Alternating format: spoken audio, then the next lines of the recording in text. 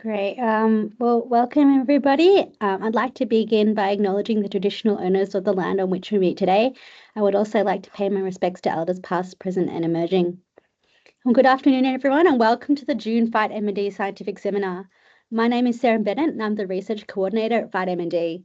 We hold these seminars monthly on the last Tuesday of the month, and last month in May, we heard from Dr. Jeremy Lum from the University of Wollongong. He spoke about combination approaches to combating toxic SOD1 in MND, work which is continuing Justin Yobu's legacy.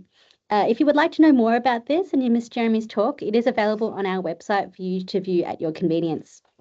So following the talk today, we are leaving plenty of time for discussion and questions. So if you would like to ask anything, please use the reaction button to raise your hand and one of our team will enable your microphone and camera and let you know to ask a question. Alternatively, you can also type your question into the chat where our team will be monitoring and can read questions out on your behalf. Please note that the chat function is only enabled if you're using the app-based version of Teams and unfortunately doesn't work if you're on the web-based version. Please ensure you introduce yourself and where you're from before asking your question. We are recording today's presentation, so if you know anyone who is not able to attend live, they will be able to watch it back in a few days' time. So now to our presentation for today. Dr. David Taylor is the Chief Scientific Officer for ALS Canada, a role which has him overseeing the Foundation's national and global research portfolio. David completed a PhD at McGill University in 2006, which was focused on ALS, and also completed 2 postdoctoral research positions in the disease. He joined ALS Canada in 2012 and has driven its research strategy ever since. His role also includes working closely with clinicians in industry to advance the clinical trial and treatment landscape for Canadians, and also collaborating with international initiatives that aim to bring an end to MND, such as the FightMND Global Scientific Roundtable Initiative. We are lucky enough to have David join us today to speak about some of the global collaborative efforts taking place in the ALS MND clinical trial landscape. He's a good friend of FightMND. Thank you for joining us today, David. Thanks for having me, Sarah, and everyone. I'll share my screen. You can already see some of it because I've got just getting this out of the way.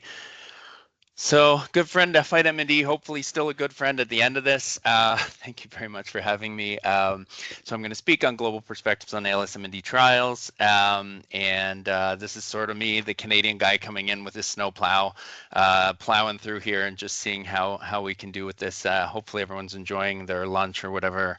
In Australia, I understand it's Tuesday already. Right here, it's still Monday in Toronto. Okay, so I've got some disclaimers for you. First of all, I was asked to do this at a weird moment of time. Sarah asked me to do it when I was jet lagged and had been up really late, actually for a FightMND call till like 2:30 a.m. the night before and on some advisory board. And then apparently Gethin said that I could do this kind of a talk. And then I said, oh, what a great opportunity. I'll do it. And we'll see how it goes. So, this isn't the kind of thing I typically talk about, but it's certainly something I care a lot about. I do not know everything there is to know about the global ALS MND clinical trial landscape. I'm going to be covering some of it. So if that's your signal to go, then definitely go ahead. But I do think a lot about it and I care a lot about borderless thinking. And really even though I'm really committed to trying to get to a world free of ALS MND for Canadians, I believe that can really happen if we do better global collaboration and sharing of ideas and best practices.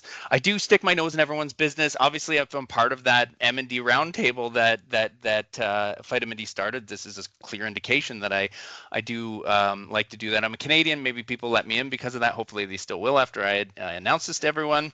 I'm a basic researcher by training, so it might be also something where even though I have a lot of opinions, maybe I shouldn't have those opinions because on clinical trials, it's certainly like I'm not a neurologist, but I've been doing this work for a long time, and I'm going to put my patient community advocate hat on. They're the people, the donors are the people that employ me for trying to, as a person who has some scientific knowledge, to speak on the behalf of trying to get to a better world for ALS MND. So I'm not going to shy away from constructive thoughts here because at the end of the day, we're really here for ALS MND and the people who have it. So my approach to global today is twofold. First of all, it's going to be very literal and on the nose, what's happening around the world. And then the second one will be sort of more figurative. It's like high level. What are global things in terms of like the whole field, the field as a whole? And as I said, I'm going to approach some things, maybe things that you hear when you're having a coffee break, or whether it's an evening out with other researchers, the things that are said. So hopefully everyone's okay with that, because, again, I'm going to try to step into some of the things that I think are ways in which we should maybe be trying to do better. Understanding, of course, that it's hard for everybody, and it's easy for me to say we should do better, and that's not the intent here. The intent here is to just try to be provocative thinking in some way. I realized last night when I put these slides together, because this isn't something I talk about all the time, it's like, whoa, what if they meant by global landscape they wanted to talk about the actual treatments that are in clinical trials? So I threw this together today. If I were to talk about, from my opinion, again, I've said I was going to talk about my opinions, what's going on in the clinical trial landscape. I think it's exciting that we have an ASO race between Lilly and Trace Neuroscience to see who can first to clinic for the UNC13A ASOs. Obviously, Stathman-2 has great preclinical data, and Curalis has been moving this forward. According to Don Cleveland, Ionis Biogen has something in the works for Stathman. PIK5 inhibitors is something that has had phase 1-2 trials. We still don't really know how those will develop, and has good preclinical evidence. There's a lot of great phase 1 trials happening right now. Prostatin, SPG302, obviously Australia had this with Spinogenics.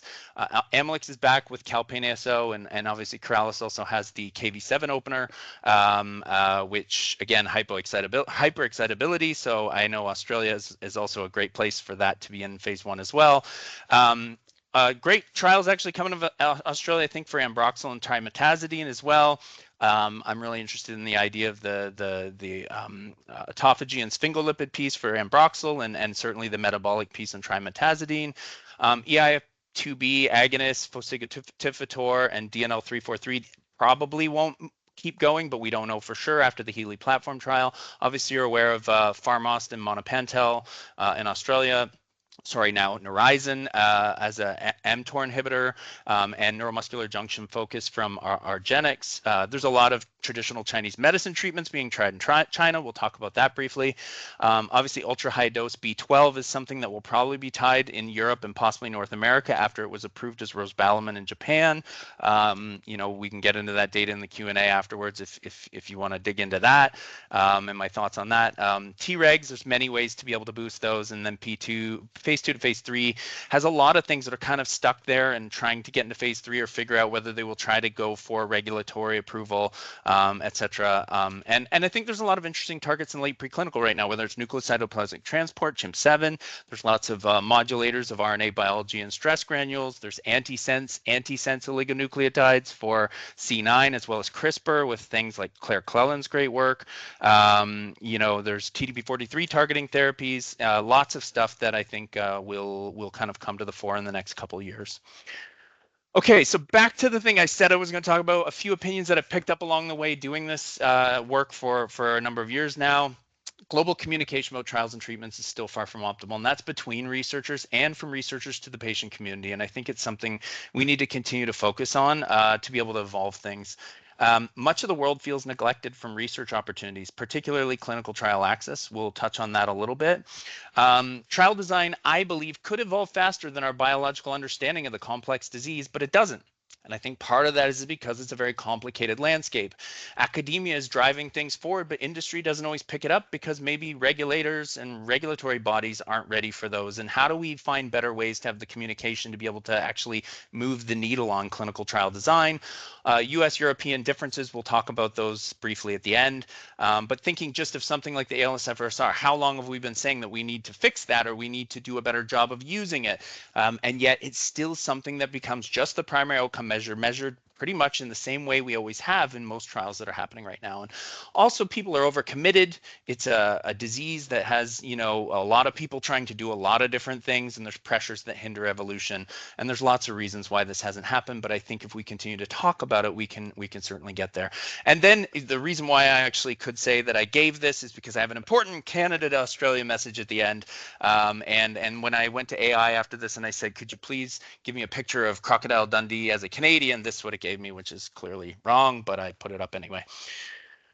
In terms of a 50,000-foot view of the global clinical trial landscape from how I see it, trial landscapes ebb and flow. I think we're really in an ebb period right now. Part of the problem is, or part of the reason I believe, is that, Amylyx had a drug, AMX35, that was approved in Canada and the US. And after the negative Phoenix trial, they pulled it from the market. And I think this has led to a little bit of a reduction in maybe the investment in ALS at the moment, which is why we're not seeing as many phase 2, phase 3 clinical trials. There's complexities in phase 2 to phase 3 transition, which I will touch on a little later.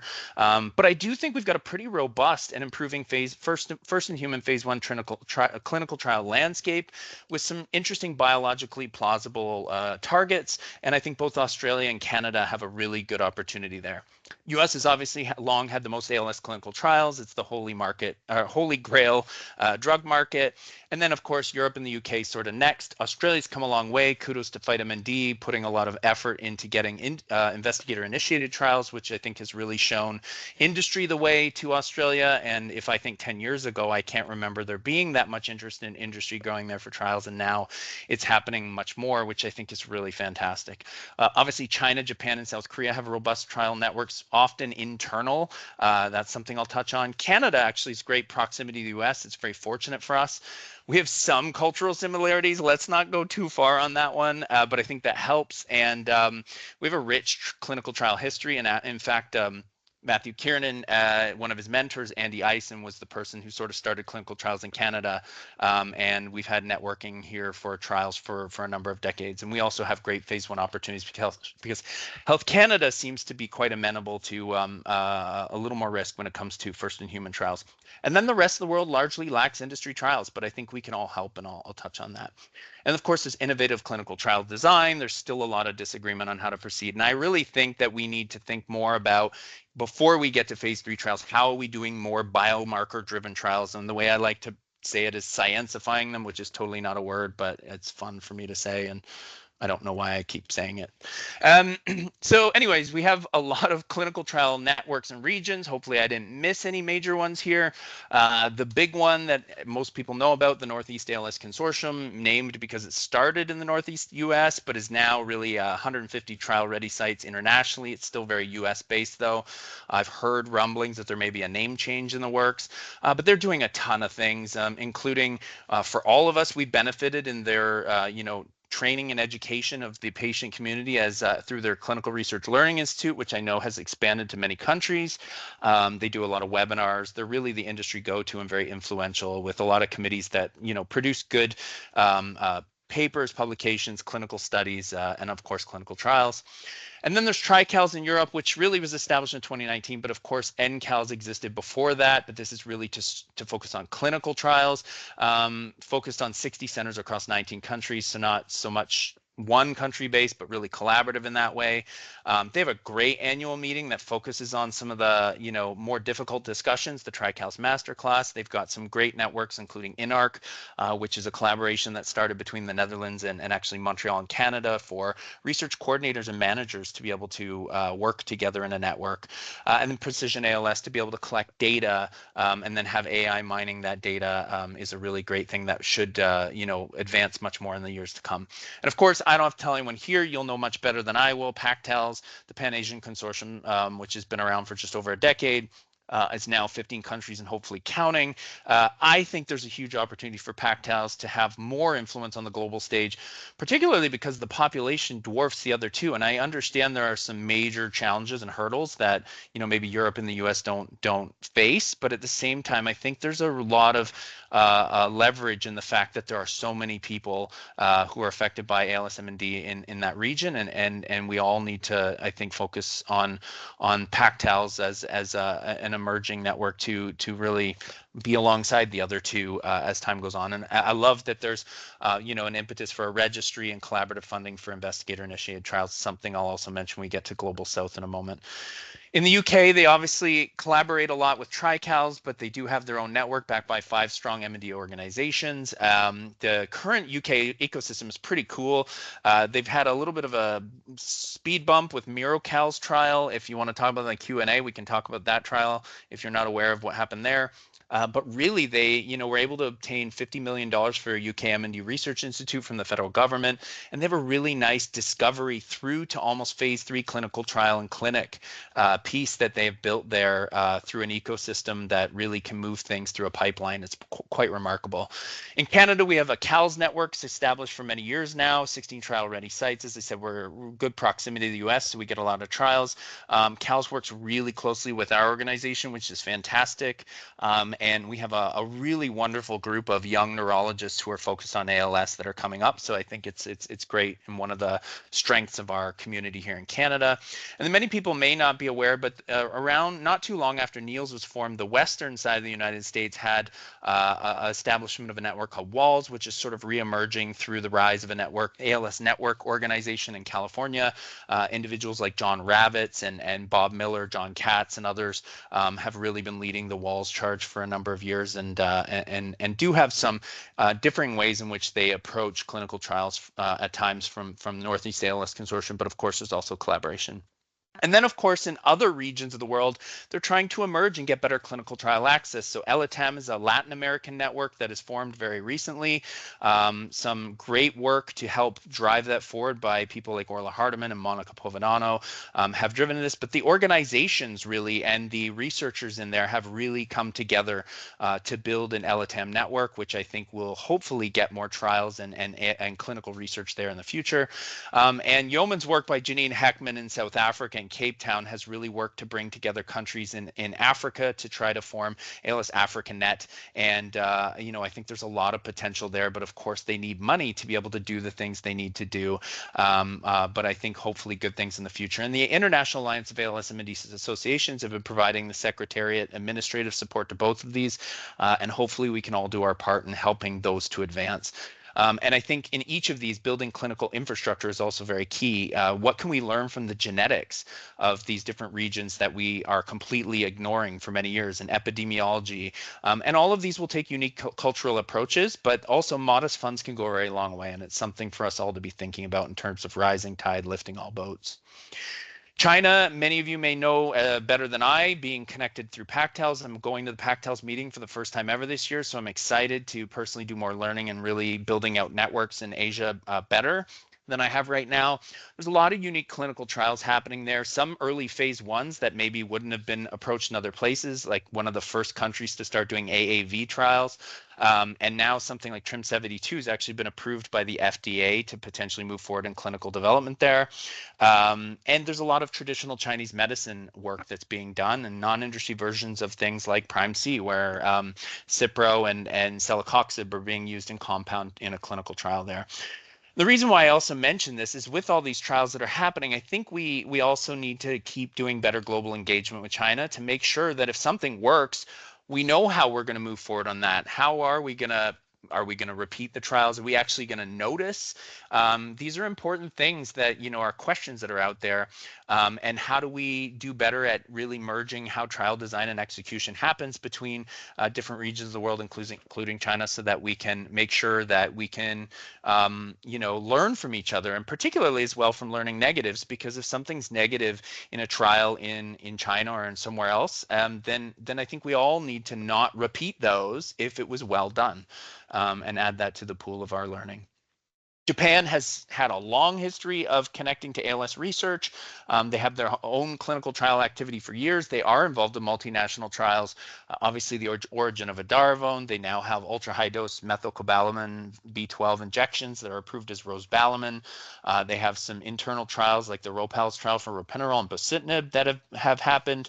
But I still think we can do a better job around the world to integrate what's happening in Japan with the rest of the world in terms of clinical trials. And, we often don't see Europeans with a lot of Japanese individuals at their meetings, or vice versa in the United States. And I think we can continue to move that forward. And obviously, there's great individuals like Professor Saboy and stuff who have been working in the field, and many others, and prominently contributing for a lot of years. So I think it's just continuing to think globally will help. And then, of course, clinical trials in the global south in general. Many people may not know there are trial-ready sites in places like Bangalore, where Zydus Therapeutics recently ran a trial on the inflammasome inhibition.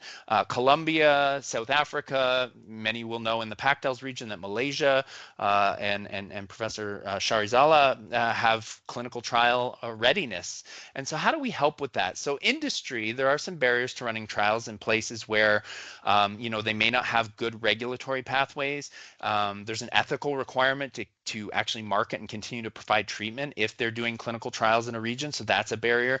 And if they don't have a footprint in a country, like if they don't actually have something there, then it can be difficult to run those trials. So what can we do as a global community to think about that? Well, perhaps doing more investigator-initiated trials in some of those sites can help. And I think that maybe if we're doing, say, an investigator-initiated trial that's funded in Canada, the US, or Europe, or Australia, perhaps we can think about including a global south site somehow, or finding ways to do that so that we can help boost them up. There are also global north regions that actually don't have a lot of trials, so there's a lot to consider about doing this in a more globalized way. And if we want to be able to learn and get clinical data such as genetics from other areas of the world, I think we also have to give back and try to give experimental therapeutic access to these countries as well. I think it's really a give and take that we all should be thinking about. In terms of trial design innovations, many of you will know the Healy platform trial. This was something out of MGH in the United States. You're probably familiar that the next regimen, regimen H, will be Neurisen, which is monopentel, the mTOR inhibitor, which is from Pharmost. And this was really initially messaged as a means of expediting treatment development for go, no go to pivotal trials. And I think in most ways it has worked that way. There have been a number of things that have been negative and haven't moved forward. And there have been a couple where the company has used the data to say that they feel confident to move forward to phase 3. A good example of that is Prolenia with pridopidine. And one of the attractive features for the patient community, for participants, was that there was a shared placebo arm, which allows for an increased percentage of people who get on an active therapy. Now, I'm not going to say criticisms here, but I think some of the things that people talked a lot about with the Healy platform trial early on were that some of the companies were actually looking at this as a pivotal trial and trying to go to a regulatory approval afterwards, even though it was kind of underpowered and difficult to interpret the results. It is now moving from 6 to 9 months, so maybe that will help a little bit, but it does complicate sometimes that whole stage of whether or not we can get anything that really truly makes us feel something is efficacious coming out of this. There's a heavy burden for sites to be involved. This was something in Canada that we struggled with in terms of deciding whether or not we would have it in Canada as well as the fact that there was a lot of great publicity. They did a great job of putting this out there in front of the patient community, particularly in the United States, and that actually led to a belief that the drugs being studied there were better. And that actually in Canada caused some problems because people were saying, why are you having these other trials when the best of the best things are being run in the Healy platform trial? And some of the early trials, maybe that wasn't something that people were as excited about in the research community, but I think there's been some better examples lately, and the eIF2B agonists like fosigotifator from AbbVie Calico and DNL343 from Denali, both which didn't end up getting great results out of them, were things that at least had a pretty good level of biological plausibility behind them, and obviously with monopentel coming forward for an mTOR inhibitor also. MND Smart is a platform trial in the UK, started out of Scotland. This one was a little bit different in that it was meant to be a flexible phase 2-3 platform where they could either stop something or move it seamlessly into a pivotal trial while it was going. This was really developed with the patient community for wide eligibility criteria as a foundational aspect. And there were a lot of community-centric aspects, including using liquids instead of pills, for example, with the first 2 trials that were used, which were trazodone and memantine. Both were negative out of this, and now amantadine, I believe, is the next one that's being tried. Some of the feedback that came were that the wide eligibility criteria might actually cause some missing of a potential effect versus in a more enriched trial, but obviously more patient community centric. And there was some low enthusiasm by some for the initial repurposed drugs, but obviously that's not my place to say. There was a committee that chose memantine and trazodone. I'm just saying, repeating what some of the people were saying out there. I think this is really great, though, because it potentially serves as a great nimble infrastructure for the UK, downstream of something called LifeArc, which is a company that's really trying to validate things to move into clinical trial, and Experts ALS, which I'll talk about in a moment, which is a biomarker-driven way to sort of de-risk phase 3 clinical trials. And I think FightMND Smart might be a great platform to be able to do that across an MND ecosystem in the UK. Magnet is a little bit different. It's considered a platform trial, but this is really a way in which TriCals can work with industry sponsors and provide them a really bespoke and nimble pathway to be able to run their trials in the best way possible. Niels offers this as well, in which is called their affiliated trials. And one of the great things that TriCals has is they actually get sign on that they get access to the study results as part of the terms, so that there's actually some ability to make sure we can learn from these, and the company can't kind of hold on to the data completely in that way. Now, one of the things that gets a little confusing is that sometimes we use the term magnet interchangeably with the Prelude trial. I don't always know why that's exactly true, other than, I know Prelude is on the Magnet platform. It was used the Magnet platform to be done.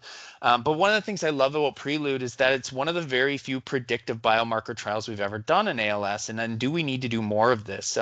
We don't actually look at the end of trials very often and say who might have responded from these and what are the biological reasons that might make them respond, and then enrich a trial afterwards. Neuraltis's MP001 trial, coming from phase 2 to phase 3, did try to do this. It was not successful for people with high C-reactive protein. And this was a really cool study where, there were a number of lithium trials that were very exciting in the late 2000s. They were all negative for the most part, or underpowered if they looked positive. And Michael Van Ness really looked at these and found that people with the risk SNP for the most progressive form of ALS with UNC13A risk SNP actually did better versus those on placebo when they were treated with lithium. So that made sense to then go back and do a clinical trial where you recruited people with the specific CC risk SNP for UNC13A and see if they were actually going to be responders to this. And I know I'm preaching to the choir, because I know this is recruiting actually in Australia. So if anyone out there is still listening and actually saying, we know this, I do know that you have this in Australia. ALS My Match is very new. This is coming out of MGH. I have my bugged eyes there because the name, I think, is interesting in terms of what it might feel like it's promising to the patient community. But I do think from concept, it's quite interesting and something that we can really use for de-risking and moving things forward to later stage clinical trials. As you can see, it's sort of pre-Healy trial, phase 1B, 2A. And the idea is that we can look at potential treatments and who might be likely to respond to those treatments, and then trying to fit people into those different arms in different ways. And right now there's a first one trying, which is oral digoxin, which has some preclinical data for ALS. I know, a complicated drug, obviously, and really they're selecting people for that just based on early time since diagnosis. But I think what they're going to lead to eventually is trying to find, for example, an antioxidant where people may who may have an oxidative stress profile, might go into that arm of the particular trial and seeks to sort of enrich and get things better for the next steps of clinical trial process. I'm a little concerned about the name being something where the patient community may believe that we can do this already, and we're still trying to feel out this mechanism, and I'm hopeful that it doesn't lead to sort of false hope that we will be able to definitely match people to the right drugs at this point in time. Obviously, the work is being done to get there, and this is sort of what the diagram looks like. I think we're going to hear a lot about this in the future as more talks come out. And one of the things they're going to do as well is try to isolate PBMCs and make IPS motor neurons and do trials in a dish, as well as looking for genetics that can connect people to a specific trial regimen, and then actually allowing people based on their eligibility to choose which one they want to be part of, and knowing that these aren't specifically designed around efficacy, but really a contribution to trying to get to a better pathway downstream of these early phase 1B, 2A trials. Experts ALS. A lot of people don't love this. I love this one. Not sure if Australia loves this one after the NFL debate last year at the MND Australia meeting that I was fortunate to moderate.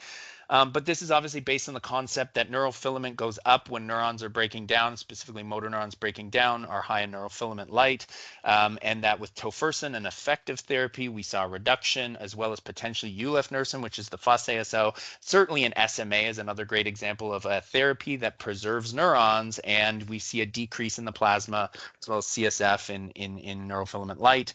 So using that and making sure it's robust enough to get over any assay variability, they're looking for 30% NFL reduction with drugs and starting with repurposed compounds to look really for those home runs. What are those?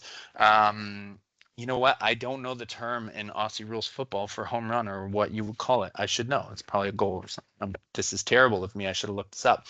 But basically looking for the really good scores here before they move it on to a function-based phase 3 clinical trial, a pivotal trial. And I believe that that's a great complementary mechanism to the way that we're doing things to be able to look for things that have a more powerful effect. And industry is actually showing interest in this. I think some of them like the idea of quick kills. If something's not going to be great or really strong, then maybe they don't want to continue to put money into it through clinical development. But not everyone loves this, and understandably, there's a bit of concern that if some efficacious treatments don't move NFL, then we might lose them if we reduce or if we use experts and don't go any further. I think the score is 1-4, which is tofersen, and we don't really have anything that's clearly as effective as tofersen and doesn't reduce NFL. Obviously, there's an argument with rizol. And of course, Atlas, this could be a long talk unto itself. This is the pre-symptomatic trial for tofersen, where neurofilament spike is leading people to be randomized to placebo or to tofersen, which is incredible because the hope is that, you know, those who phenoconvert on placebo, you know, after a certain point in time, I believe it's a year after randomization, and those who are on tofersen, the hope is sort of an HIV/AIDS situation where you're dampening the disease enough that people may sail right past when they normally would get the disease. And that's the hope, and it really could set us up for the potential of thinking about stopping disease progression before you ever get symptoms. And this is in people who have known variants of fast progression for ALS, so trying to hit them early, and obviously a lot we could talk about here, but I'll go on before Sarah stops me because I've still got a little bit more. From that figurative global landscape idea, what are the things that I think about a lot that probably don't keep me up at night? Probably it's going to sound more like I'm whining about them, but it's just, again, putting that patient community advocate hat on to try to think about some of the things we should be thinking about. NFL, so this was, again, going back to the debate last year with Andrea Malaspina and Bob Bowser versus Nortina Sharazala and Mary Louise Rogers. I got to be the moderator of the debate, but my opinion when it was 50-50 on whether it was the most important biomarker was quite shocked, because it's not that I don't think there might be something better down the road, but for right now, as a tool for use in clinical trials, I think it's unparalleled. Certainly as a prognostic biomarker and normalizing arms by baseline neurofilament, I think it's the best thing we have. And clearly there are two really great consortia that have shown that this is the case. But even as a potential surrogate endpoint, if that does pan out, that's huge, what we see in, say, experts ALS with tofersen and SMA. As a predictive biomarker for asymptomatic trials right now, this could be the first, it could be used to actually say that we could think about curing the disease, quote unquote, for the first time. Now, maybe that's super bold, but of course, that's the goal here from an Atlas type study. And even as a diagnostic biomarker, it is not specific, understood, but it could be part of a panel at some point that helps us to really detect the disease early enough so that you know there's neuronal damage, but then you see that it's ALS or MND specific through other biomarkers that are incorporated with this. So I think as a tool overall, it's pretty darn important. But that's my opinion, of course, and I said I wasn't going to shy away from those things. We have a very poor track record of learning from trials. There was a landmark moment in 2013 when everyone thought that this drug dexpramipexole from Biogen was going to work because of phase 2 underpowered trial looked promising. It was the biggest trial. We haven't had anything this big since, 900 plus individuals, and it was very clearly negative. And we don't know if it's because the drug wasn't good for ALS or that it never hit its actual target. We still don't actually know if that's the case. And so there was a big effort to say we need to do target engagement. We need to make sure we can learn from the science from negative clinical trials, yet we still struggle to do this on a regular basis. It's evolving now, but I think there's still a lot of work to be done. If we look back at old trials, we still don't know about CNS bioavailability about a lot of things. So we have to repeat trials or think about repeating them. Where we've underpowered trials in the past, we don't really know whether they work or they don't work. We have kind of inconclusive evidence on some of these. And actually, if we look at the 5 disease-modifying therapies that have ever been approved for ALS, only one of them, tofersen, has a defined mechanism of action. The rest of them, we don't even know why they may or may not work for ALS. So rarely do we ever rule anything out. Monapantel is being done as an mTOR inhibitor, even though we've run rapamycin clinical trials. Well, those have been underpowered, but it's still one of these things that says, well, hopefully we can get to an answer of whether mTOR inhibition is important. And it's been inhibited indirectly in many different therapies that we've tried in ALS. Triumec, for example, was negative just recently. We hopefully will see that if HERV-K is reduced, what do we do about HERV-K science moving forward for ALS? Or all the different generic anti-inflammatory drugs, how many of them have had overlapping mechanisms, but it's just been one specific targeted mechanism that has been sort of put forward as the key one from a particular company, and we continue to run these. We don't usually do a lot of retrospective analysis, but it's something that we should maybe think about so that when we run a new trial, before we start it, we should actually say, have we tested this before in a different way, and we actually know that this isn't going to work before we run the trial. So there's a lot of things we could be thinking about from learning on the results of trials.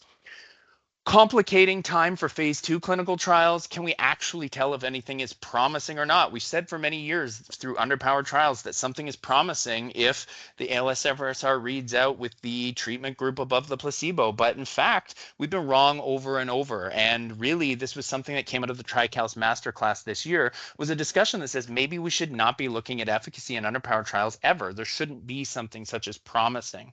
And this actually means that if you can't tell anything, even when treatment arms have been below the placebo arm and things have been stopped in underpowered trials, we might have actually been missing something that was actually effective in a larger trial. And so do we need to be able to do things better? Do we need to do predictive biomarkers? Do we need to look better at enriching trials? Obviously, target engagement is really important. And do we need to do these things and de-risk getting to phase 3 and then just take the shot when it's very biologically plausible, knowing that we actually can't tell perhaps what's promising or not from an efficacy standpoint when something's underpowered? And there's no consensus of opinion on this. We've got people in the field who say we should not run this trial. This trial doesn't look promising enough. And then we've got other people who say, well, we can't tell. And then we've got other people that say that something is promising. And then it becomes complicated when you think about the patient community side of things, because there's a lot of burden in going into a trial. And do we want to run a trial that we're not confident in phase 3, getting hundreds of people to go and pay for parking and hotels and food to go travel to sites if we're not that excited about it? But at the same time, what's the balance, and how do we work with the patient community to learn about the hope that that brings, and where do we land on that? I think those are the discussions we need to be having. And a great current example is Neurosense Prime C, where you have some people in the field saying this is very promising data, and you have other people saying we can't tell at all if there's anything from this, and we need to do a pivotal trial if we're going to learn from that at all. We obviously need to finally prioritize a way to measure efficacy. We've been, again, doing lots of great academic studies in the field around better use of ALS-FSR, but it's still not incorporated into how industry's running trials. Not everyone is even balancing by baseline neurofilament, even though we know that that might be one of the best ways to make sure your arms are balanced. We've got to continue with biomarker validation initiatives. The Belgians and the Dutch have got a great one called Plus ALS coming forward. EFIS is really something that's exciting right now. We've got better functional measures, many people working on better outcome measures. And I think what we lack for both biomarkers and outcome measures, in my opinion, is a ruthless global strategy that's aimed at change, where we say, yes, you love your biomarker and you got your publication on it, but actually we all don't think it's going to be that important. So we're not going to look at it anymore. I'm so sorry. And how do we actually prioritize and validate the things that can actually move the needle for clinical trial design? And all of this confusion leads to patient community confusion, obviously, and that combined with press releases, the complication of industry having to raise money for clinical trials at the same time as putting things in the most positive light and causing some level of false hope. And organizations like ours, like FightMND, ALS Canada, need to keep working on that to try to find the right way forward of balance and hope and hype. One of the talks I actually give at our Learning Institute every year is called Media versus Data, where I compare a media release and then what's the data that we know, and let people sort of come to the conclusion of themselves of sort of being more wary when they read press releases. And it's probably one of the most fun talks I get to give, although it's probably also quite controversial. I think we should be learning more from tofersen. I think it's great that tofersen works and that we pretty universally believe that it has an effect for people with SOD1 ALS. But there's a lot we can learn from it, I think, from ALS MND. We have learned that 6 months is probably too short of a randomized period for using ALS and for SAR. But at the same time, does it possibly tell us that for fast moderate progressors, even if we hit the best target and hit it well, too late post diagnosis, and you are not going to be able to have the great effect, especially for fast progressing individuals with ALS. And so, how can we expect when we're enriching trials for faster progressing people who will change over a certain period of time in a trial for a generic antioxidant or anti inflammatory that's downstream, especially if we're not enriching somehow for people who might have that particular profile? How can we expect those to ever work? And so, do we need to be doing more collectively as a global effort to learn about the asymptomatic biology period so we can start treating before symptom onset? That's going to be very difficult, but we should start now. Do we focus too much on pathology and not enough about compensation? There's a huge period of disease, we believe, where the body's compensating before symptoms happen, yet all of the models we work with in the laboratory, we're obsessed with the fact that they have to get a phenotype and a pathology. But maybe the phenotype is actually how the body, the neuron, whatever, is dealing with the pathology that's underlying before getting motor neuron biology differences or even some sort of in vivo phenotype. And it seems to particularly work well in people with slower progressing variants. So that tells us maybe we're missing something in people who have slower progressing ALS, and we never look because clinical trials would cost too much and they'd take too long to be able to run them in people who are slower progressors. So this is another thing that tofersen might be telling us. Okay, I'm getting to the end. So if Sarah's said she cut me off close to 40 minutes. What's the number one thing that I think about from the global standpoint where I think we can make a huge difference? And that's sort of the Atlantic divide. And that's between Europe and the USA. Hopefully there's nobody listening from either of those places, but I love them both very dearly. But I think if we can find more commonalities and congruencies between these two sort of big regions for the field, we can make big differences in ALS. Obviously Edarvon and AMX35 are approved in the US and Canada, not in Europe. That's confusing for the patient community. Trial length differences occur, and often this gets dismissed as FDA and EMA differences, and that's true. But I think that the KOLs, or however you want to call them, key medical experts, key opinion leaders, do have a lot of influence. And I think if they worked together even more, there's opportunities to find some level of congruency, because ultimately, there can be differences of opinion, but at the same time, something works or it doesn't. And if we can figure out how to really, get those two groups working even better together, I think it will be great for the global community. There are cultural differences, obviously, healthcare system differences that are clear between the two regions that make a big difference. But if you go to an American meeting, you see Europeans there, they don't seem to be integrated in the same way as you might want them to, and vice versa, the same thing. They're on panels together, they're sort of talking cursory with each other, but there's not that same sort of overlap and really working together in the way that I always hope to see. And I'm not saying that that's not difficult, but I think it's something we should try to strive for. And there are some efforts to overcome this. And I'm not saying that there should be huge groupthink. Differences are good, but I think sharing best practices in a better way could be great as well. And as I said, I think this can be confusing for the patient community when they see differences in how, the interpretation of results would be between, or a drug's efficacy between two major regions of the world. And this is where I think we have an important role to play, because I think we can be middle brokers. I'm not saying honest brokers, because I think everyone's honest out there for the most part. It's just that we can be sort of middle brokers and sort of try to keep pushing this to happen. And, I was at TriCal's masterclass this year, and I said, maybe we should have some Americans in the room, because I think that they could really learn from the discussions that are happening. And we can help bridge some of the divide. I know Australia has great relationships with TriCal, so there's influence there. You have great friends across Asia Pacific. I think that is something unto itself can influence the rest of the world. We work well with both Europe and the US, although hopefully I didn't destroy that by saying all these things. But I think we can continue to do that. And we both have countries that have good phase 1 opportunities. So we're engaging with companies very early on. And so we can help to kind of push in that direction of saying, I think helping to do things like TriCal's and Neil's initiatives that are affiliated with both can help to pull those things together. And so I asked AI to draw this image of Canada and Australia working together. And of course, it was great. It's a beaver and a kangaroo. And then, of course, they gave me a field hockey stick, which, obviously I know you call ice hockey, but like it's not the hockey stick I was going for. But nonetheless, that's what it gave me, and I put it there. Last slide, Sarah. So pretty much, we've also obviously been working together, FightMND and ALS Canada, on FightMND's Global MND Research Roundtable.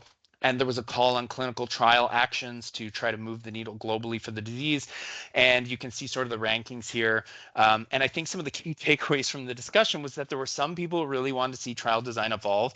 And there were a subset of people who did not want to be told how they need to evolve, which became difficult. And I think there's just a lot we have to do. And I'm sure a lot of what I'm saying is naive to a lot of the challenges and hurdles that exist. But the more I think we keep calling these things out about global collaboration and sharing best practices and working together, the more we keep doing that, especially organizations like ours, the faster we're going to get there, and we're going to make a difference for people who are living with ALS MND.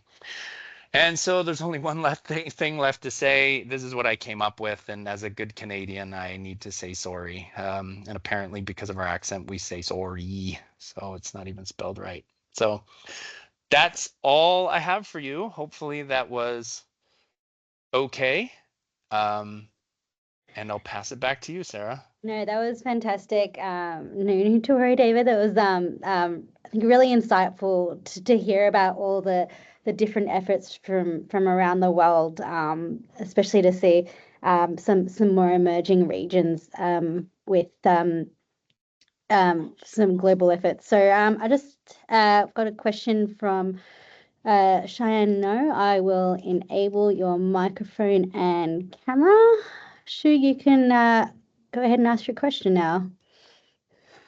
Hi, David. How are you? Good to see you again. Thanks to you. I'm great. Trimetazidine Awesome.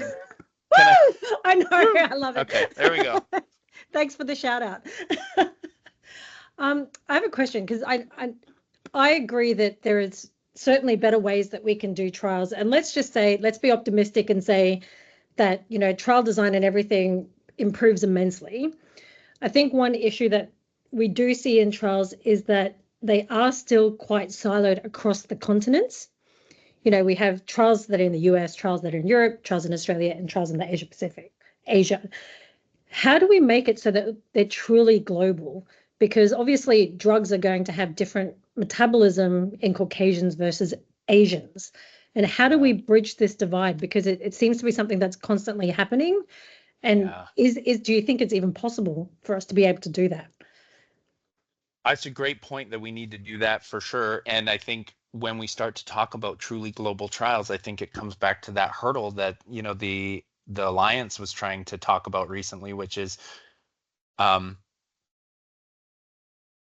we just even setting up in most of the places where there's different ethnicities, different backgrounds is so difficult, and companies don't want to do that for the most part. I think you've got a subset of people at the companies who want to do good things, and they don't care about the business piece. And then the business people say, we want to run this as fast as possible, and the people who can do it quickly, and we want to get to a market. And then once they do, they're like, okay, if we can get FDA and EMA, then we'll worry about downstream all the rest of those things. But you're right. I mean, not only is it about getting it to people, it's also about the differences of whether it works in other people, or how does the biomarker things change in different people, or if a trial runs in Japan with edaravone, how does that actually work with Caucasian individuals when they approved it straight out of Japan in the US? And I don't know how we do that. I think we just have to keep talking about and figuring out ways and having. I don't know. What's your ideas on that? I would love to know. I don't know whether, with the new trials that are starting, whether, we do include other sites in these underrepresented countries, South America. How do we? Just one site, even. I don't know.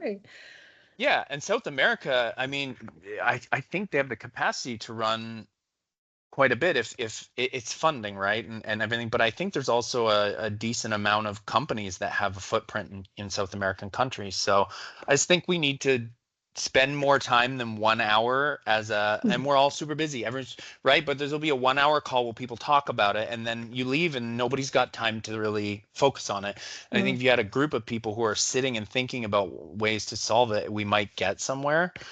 But yeah, I mean, I'm certainly not the right person probably to ask. I don't even know if there is the right people to ask in the field. Maybe that's a problem too. Maybe we need to develop somebody whose core goal is to do this for the community as a whole and think about it every day.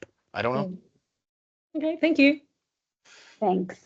Keith Malprest from M&D Queensland. You should be able to unmute. Yeah, thanks, Sarah. David, thank you for that. I live with it. I've had it slow progressing 10 or 12 years now, and not a scientist, not a researcher, not in anything other than someone with a single point of data, which is my own, so to speak.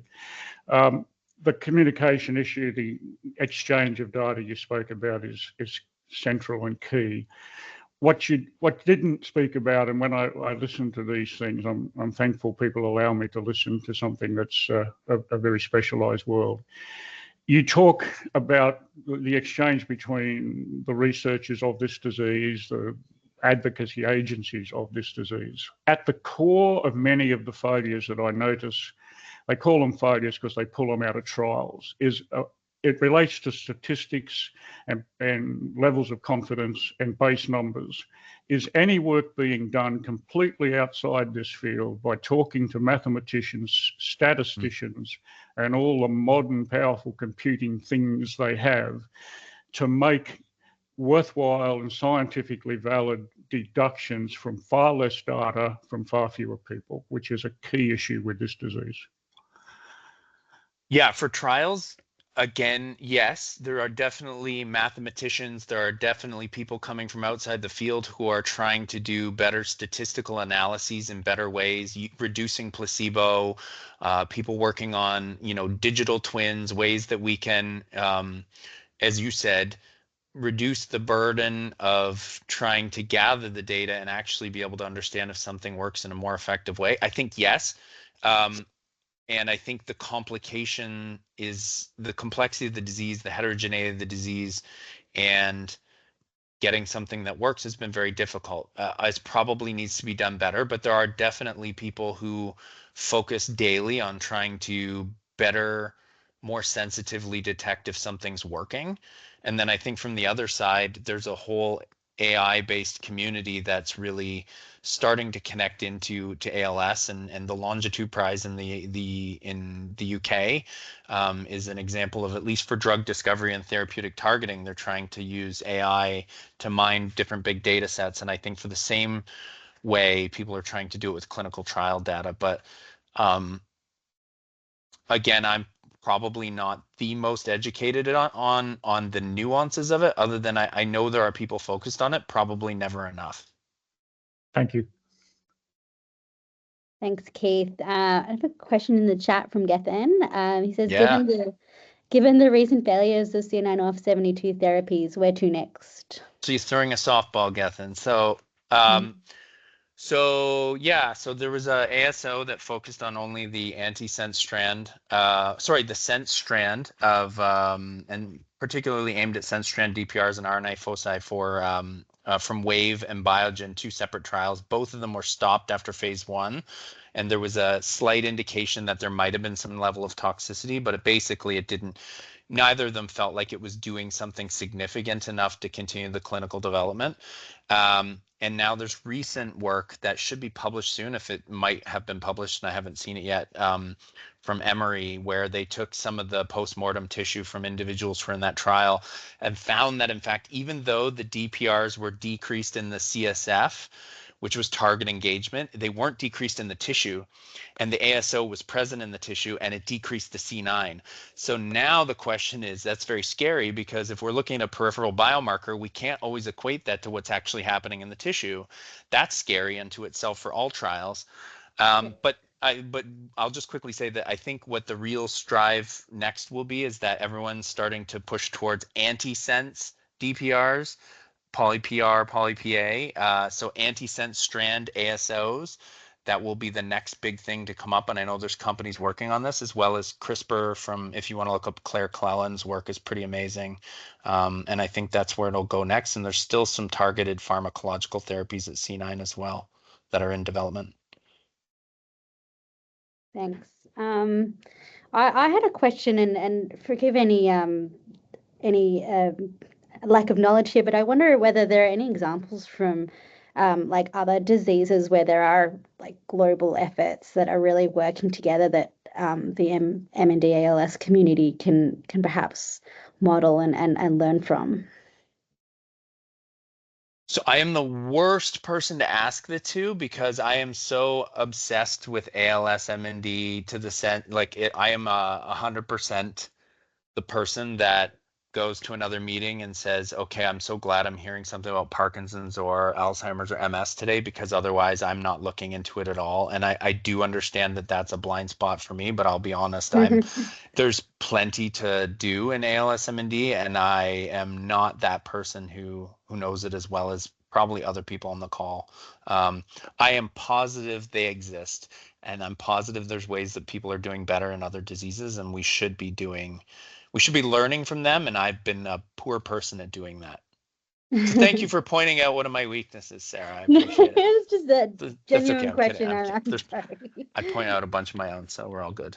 That's all right. I have a question from Darvel. You should be able to unmute, Darvel. Hi, David. Can you hear me? Yeah. Hi. Yeah, terrific. Been locked in a room somewhere else away from the team here. But look, what caught my mind, brilliant presentation, but iPSC trials. How do you envisage that would work? Would it be replacement of the way current trials are done with people living with MND, or a combination of both? Probably a combination of both, but would there be ever a time you think that the iPSC could be done or conducted independently, based on the banks that are available? And then how many kind of number of different lines would you envisage would be required for an outcome that can be trusted? Yeah, that's a great question. Hopefully they didn't lock you away in a room and you said you're away from everybody. Hopefully that wasn't the rest of them put you there. I mean, that's a tough question in the sense that, yes, people have been trying to think about whether trials in a dish could be done, and you could take someone's cells and sort of mimic a trial and then know what they would respond to. I know that I was mentioning the MyMatch program as something that they're trying to do this, and I think even timing wise it's tough because you have to grow the cells up, and I think I don't think you can do that very well in a phase where then you get the person on the treatment without it being, a long period of time. Yeah, I mean, I think we just have to do one of the things that's coming out of FightMND's roundtable actually is around better ways of sharing validated IPS cells and procedures and ways that we do them. So I think that those kinds of things have to happen first. We have to have a better understanding of how predictive they are for any kind of clinical impact before we can use them to be fully predictive. I think we're a long way from it being really well done and knowing what parameters go around it, but I think it's something that a lot of people would like to see and try to do, and I think it would be great if we could take someone's cells and do the trial in addition, then find out what therapy they'd be responsive to. But I think I would not be equipped enough to be able to answer that in an intelligent way with all the nuances that we still have to learn about how predictive they are of anything.